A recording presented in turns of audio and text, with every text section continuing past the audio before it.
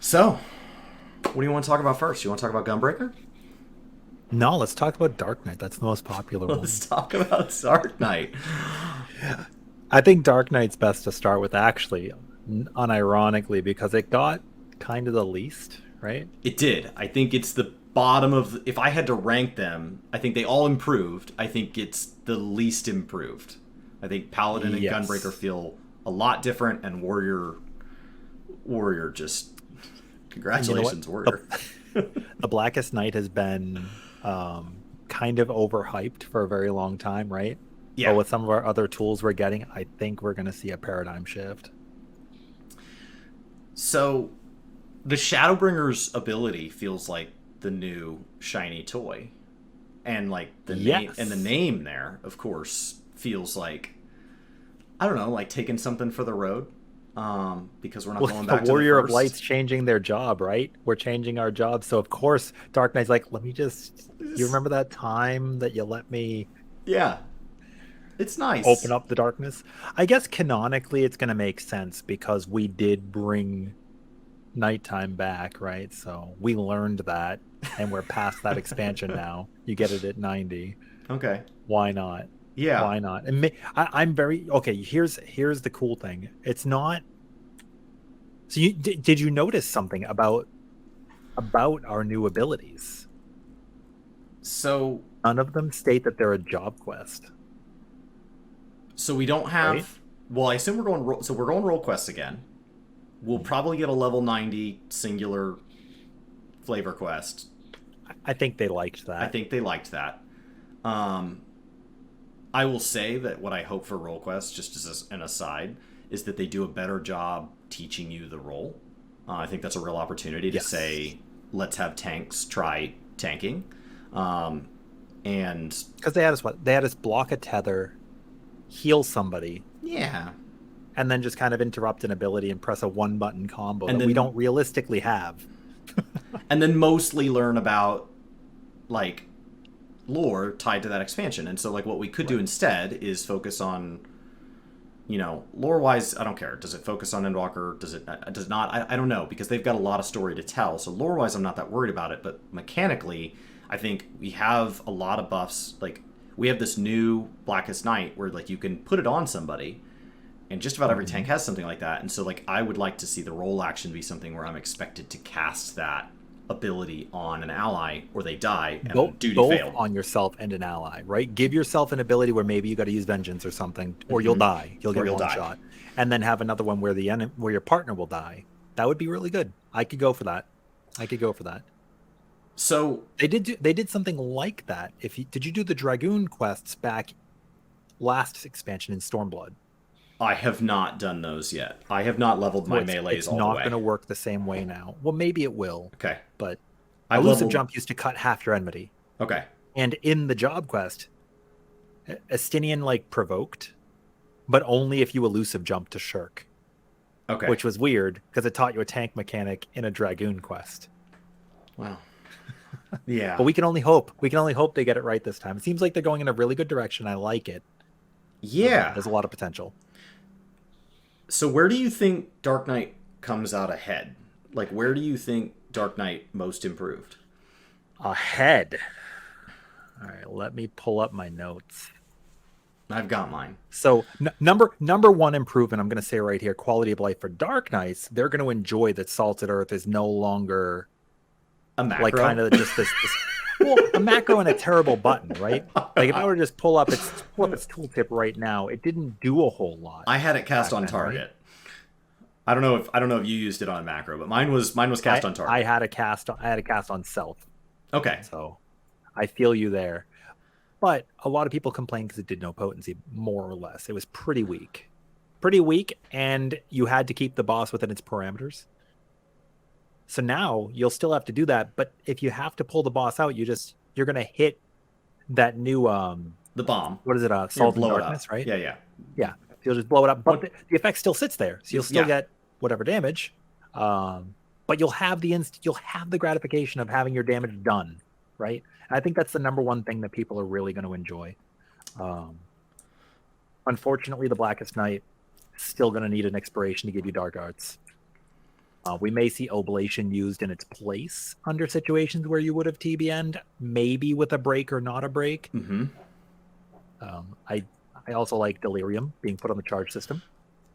Yes, I think charges for me feel a lot better when I'm learning a job. You being a much Yes. better tank than me, I will say as a newer player, one of the things that I struggle with is, do I use it? Because obviously if I don't use it, the next one's not coming, right? I haven't started the recharge timer.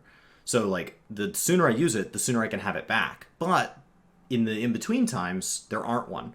And so of whatever I used. And the nice thing about charges is like it's like no, keep your charges from being full. That's free. So like the next time that it has even a reasonable use, I feel okay using it. Especially because I spend most of my time in normal content anyway, so I'm just trying to help the healer. It's not as much as like when I'm watching people prog Savage, where it's like, oh, you used it earlier, so you don't have it now, so we just die. Well, maybe in a Savage while you're learning, you're right. Like maybe when you were learning Fatebreak, you're like, is the boss going to go away right now? Do I have to leave right now? Great. Now I've lost this Blood Spiller or Right. this Fell Cleave. Not the case anymore. You Not just the walk away, case. you come back, you hit it. I do think there was a missed opportunity. I would have, if I had to choose, right? I would go out of focus right now, all blurry. If I could choose, I probably would have made Blood Weapon the charge system and Delirium keep the duration if I had to pick between the two, because Okay. Blood Weapon is the one people drop more often than not. Okay. Yeah. And the reason for that, I don't know if you knew this, Blood Weapon is, they both list 10 seconds or in current game, but one is actually a little shorter than the other. So if you have a slower GCD or you lag at all, you will always miss the Blood Weapon, but you will not always miss Delirium. So since this is the first tank we're asking about, one of the things I'm wondering, just as a general question that I don't understand, because I didn't put rotations in my videos, but because I don't feel I can get that right, and I'm just going to point everybody at yours. Will skill speed have the same importance now that we're no longer targeting buff windows to cast our basically ultimate abilities? Or now that there's charges, is that Yes. less important? It will matter for Dark Knight because they didn't change Blood Weapon. However, if they do change Blood Weapon, which they did ask us for feedback, and one of the pieces of feedback I left was, this is basically the stress point, the thing that people most want changed about Dark Knight, aside from Living Dead, but Okay. that's a whole other beast, was the Blood Weapon change. If they don't change this, yes, we'll still need a skill speed that is appropriate to land those buttons, which is somewhere around a 2.43 GCD if you're living in California, or 2.41 or faster if you're living on the East Coast or somewhere in Europe playing an NA, which I am on East Coast, so Right. I cannot run the same gear that, say, Violent Destruction could wear. So that comes less down to skill and more down to limitations within the job. Okay. But the other tanks, I believe, are going to be no longer restricted by skill speed at all. Why do you think they... I'm just going to keep asking you questions. Why do you think they put the trait to have our Simulacrum learn Shadowbringers as opposed to just the assumption that our Simulacrum knows everything we know, and based on what level we are, the Simulacrum will be affected by our abilities? Like, why call You're that? saying, like, Why does give it why the does ability my to learn buddy? it when we learn it? It should have it. It should just have it. Why is that a trait that's added as opposed to just being an assumption? So I feel like it's because our Simulacrum is set to use 7 attacks while it's out, and some of those attacks happen to be Flood of Shadow, right? Because we see it do Blood Spiller, we see it do things. It doesn't press what we press when we press it. It does its own thing. Okay. And if it's out of range, it will plunge. I think they're keeping that same exact set of buttons, and it's just that Flood of Shadow will now be Shadowbringer, whereas we get both, right? Because we have Shadowbringer. Okay. I don't know if you got to play Dark Knight too much. We were able to use both independently of one another. So I think our Shadow will no longer use Flood of Shadow. So that trait is because our Shadow is effectively powered by like trust technology, and they're manually overriding the trust rotation. Yeah, the trait is like if I were to guess. I mean, obviously we don't know the code, but I would Yeah, guess, yeah. right? But we're just shooting in the dark here. Um, let's say you had a warrior buddy, right? Like you had a little angry hoary boulder with Yeah, you yeah, that yeah. you summoned on warrior, and he's like, "All right, no matter what happens, I am going to onslaught, fell cleave, upheaval, onslaught, fell cleave, upheaval, onslaught." Right? And you're like, "All right, well now at level 90, all the onslaughts are just primal rend." Okay. And that's just how it is. And we don't have to change anything about the way the thing works. Just make that one We'll just attack, throw it in a trait and it'll cut and take care of it. paste. Yeah, Okay. that's my best guess. Yeah, it just seemed weird because, like, as I've been trying to wrap my head around this, traits have been the area I've been really struggling. That's why I told you the other day I called it Trait Walker. Is because, like, Sure. I just feel like, in general, which is good, it's a good way of avoiding button bloat, but I've been really struggling wrapping my head around all the traits, because as I'm reading through the tooltips, I'm like, oh wait, what does the trait do? Does this ability, because there's been a lot across all the jobs, there's been a lot of like, this button replaces another button, or this is affected by this, or This upgrades, this replaces. potency, It's and all traits. it's all especially traits. the potency on melee potency now. Yeah, On melee mastery. and that was something you and I have talked about. You and I have been chatting throughout this week as we've been editing videos. Like, that's a really interesting change, that it looks like our combo potencies have gone down, and that is true all over Dark Knight.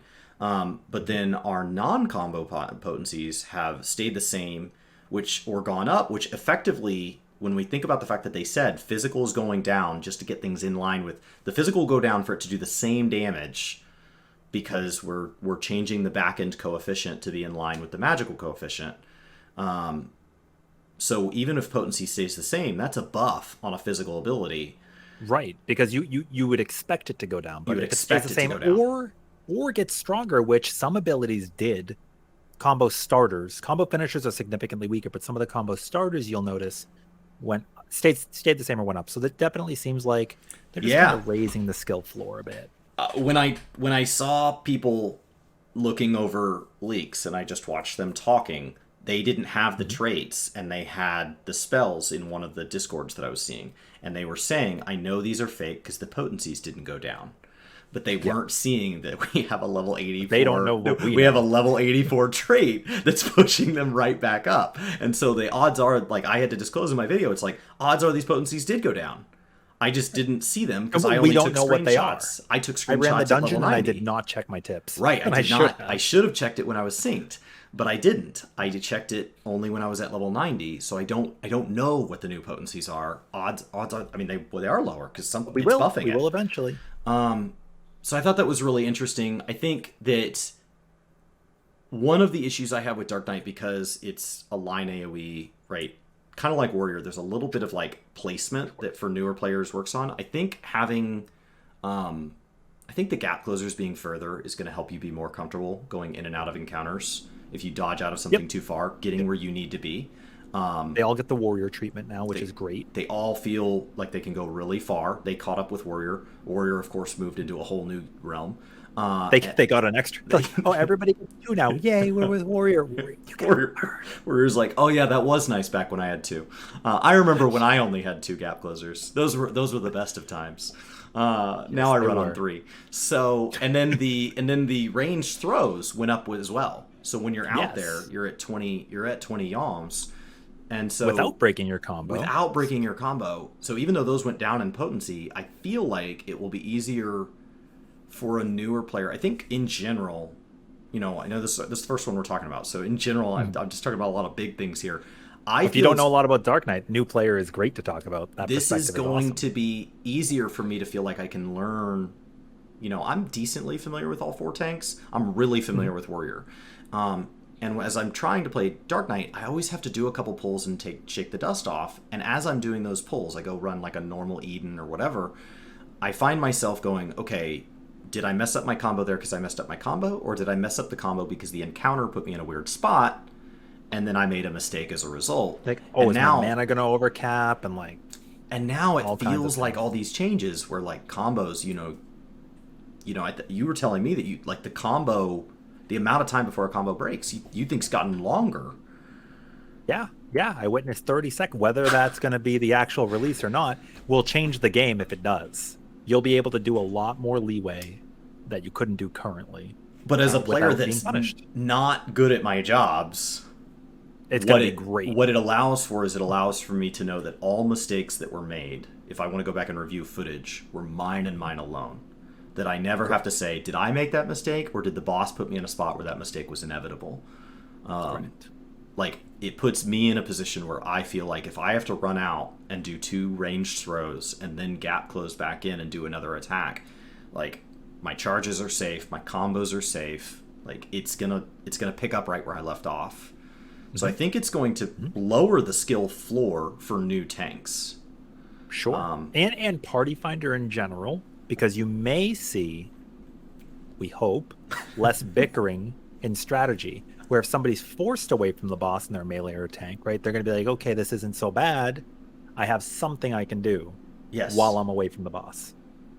Okay. Yeah, if somebody pushes you out, right? Like if on like a E9 tiles, somebody has you way out there doing nothing.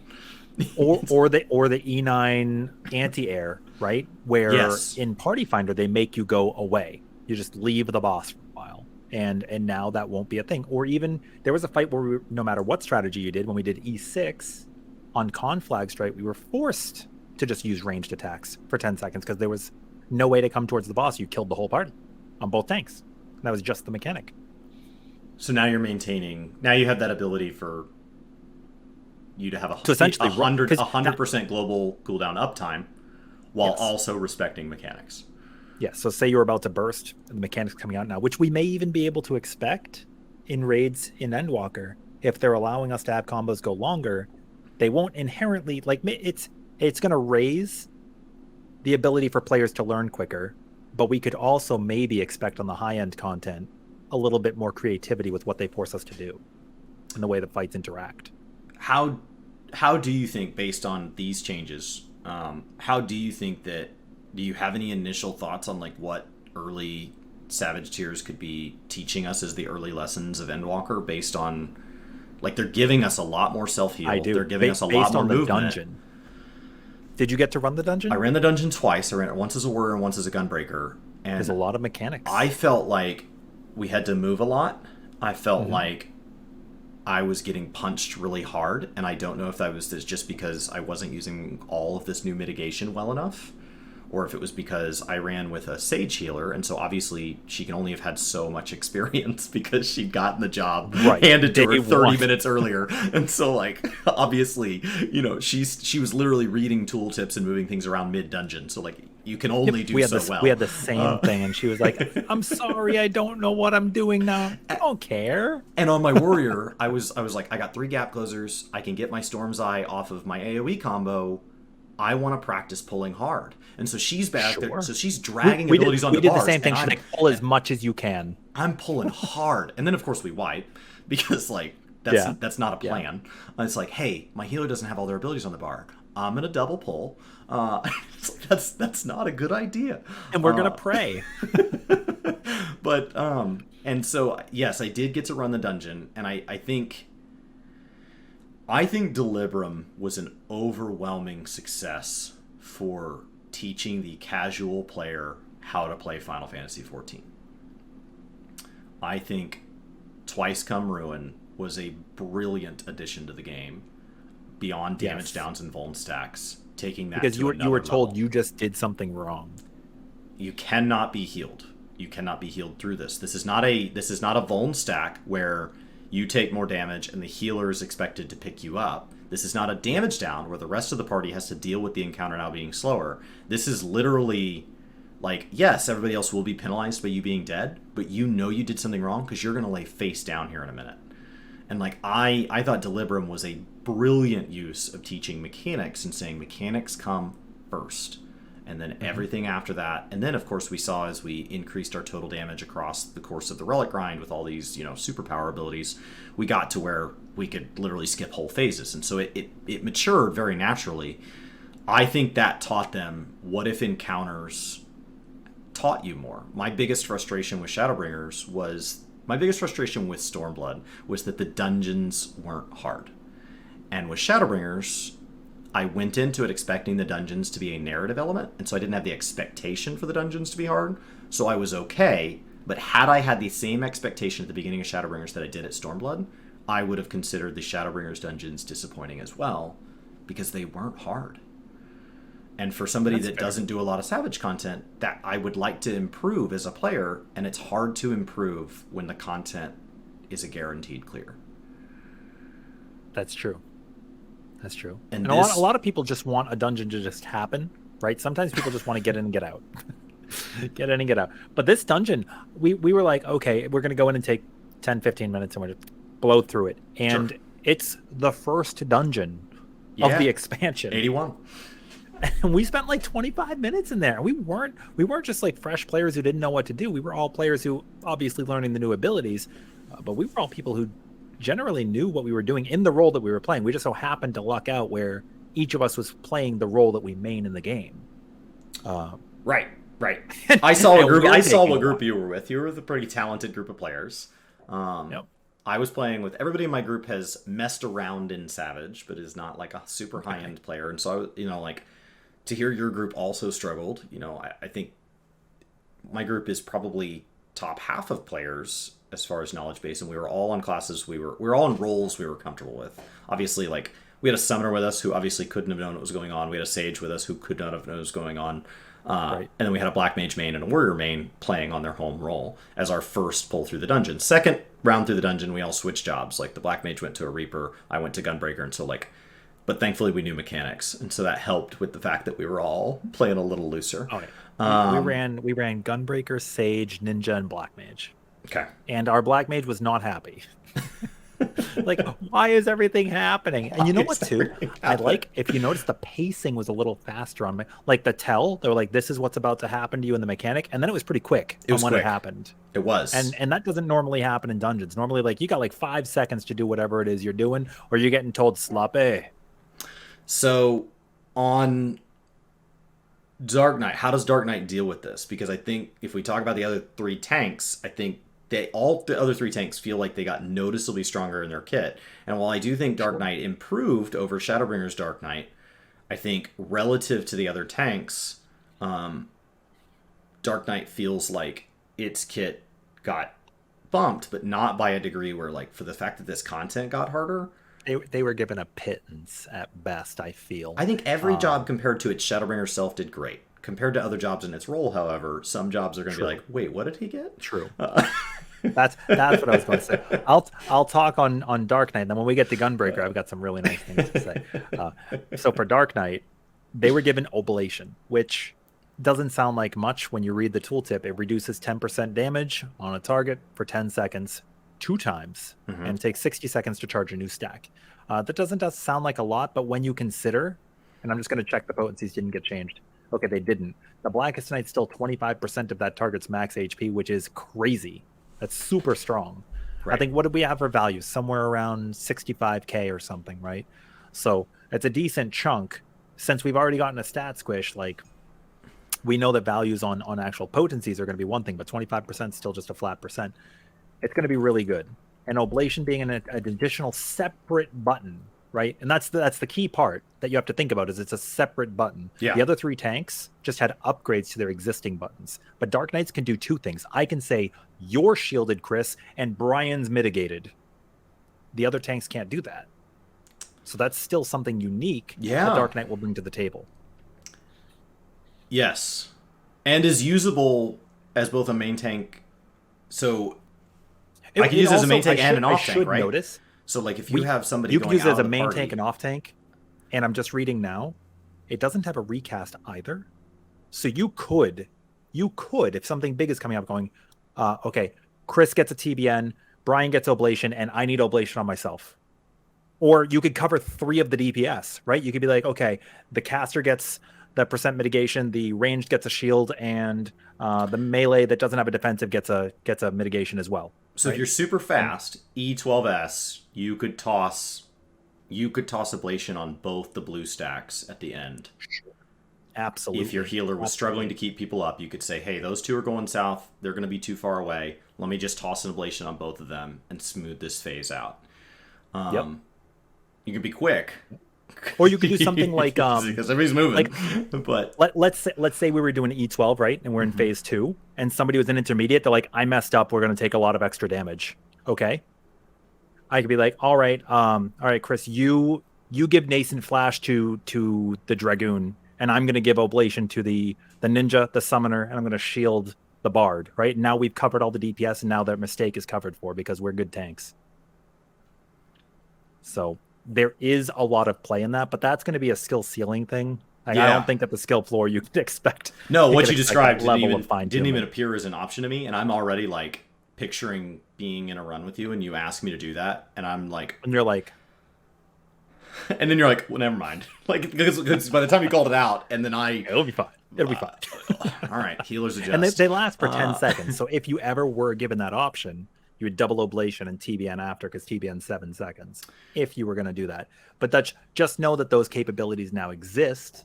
So while Dark Knight may seem like it didn't get much, now that I'm actually thinking a little bit more on it, it's pretty good. It's pretty good.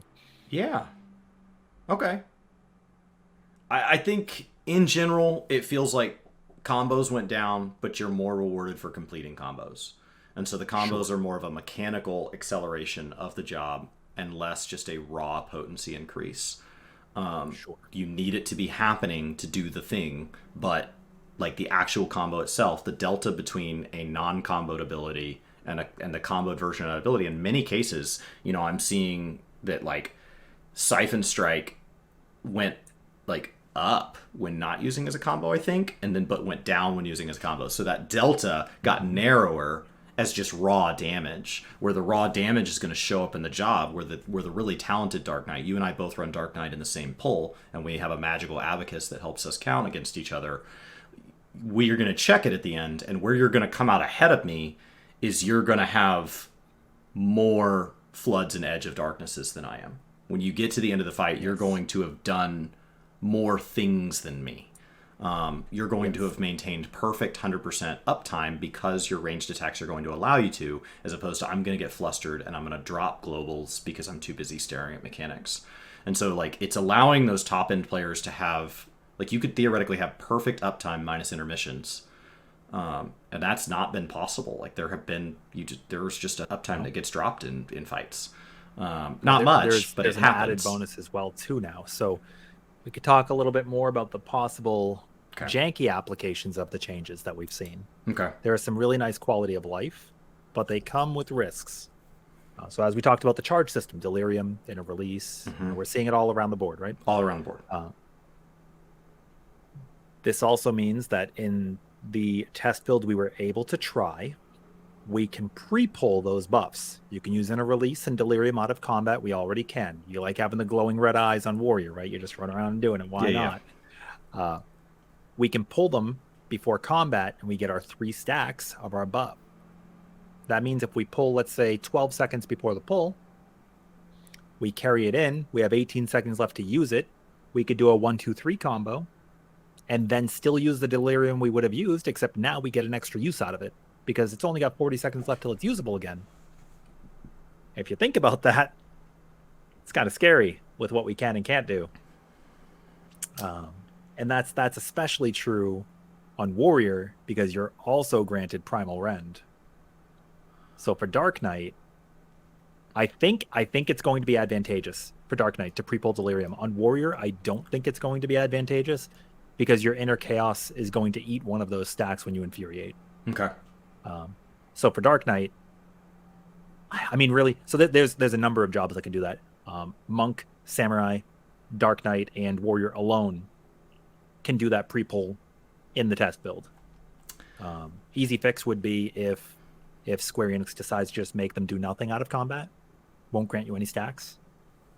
If they were able to do that, I think that would alleviate that whole potential mess. Otherwise, that skill floor that we think is going to get a little bit better, that skill ceiling is probably going to go up.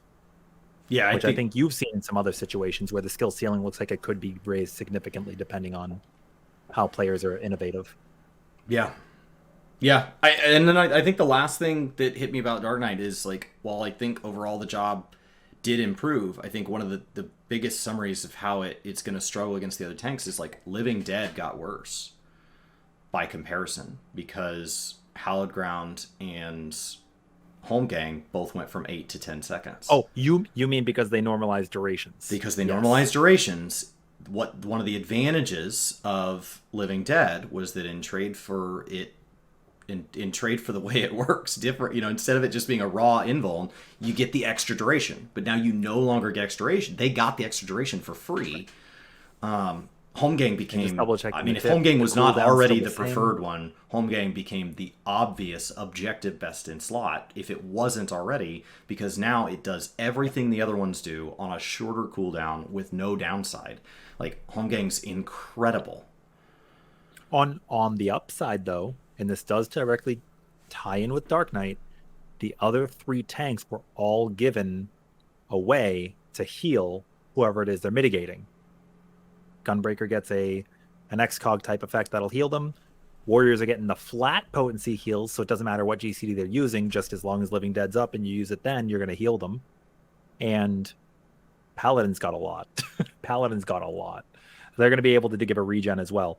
In addition to that, Gunbreakers also have 2 stacks of their regen, so you can do that heal plus the regen. Yeah. So I think what this is going to do is actually make it a little bit easier for maybe a non-white mage combo to heal a Living Dead.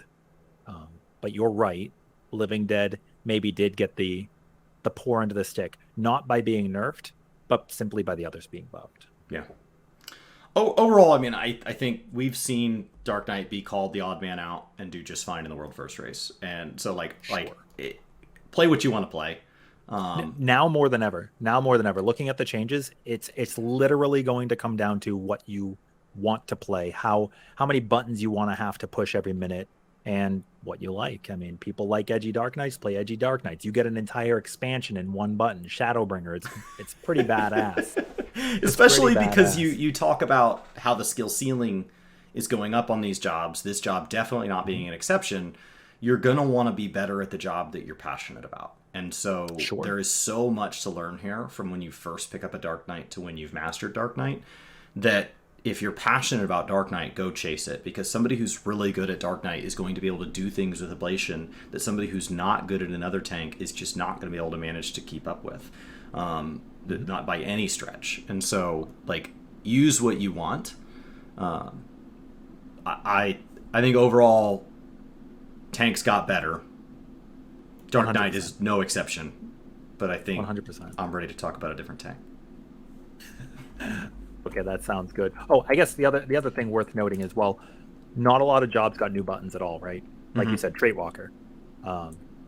Dark Knight's new attacks are OGCD, whereas the other players, the other jobs' new attacks are GCD. So they are trading something to use it. Oh. Dark Knight's not. Okay. That's a good point.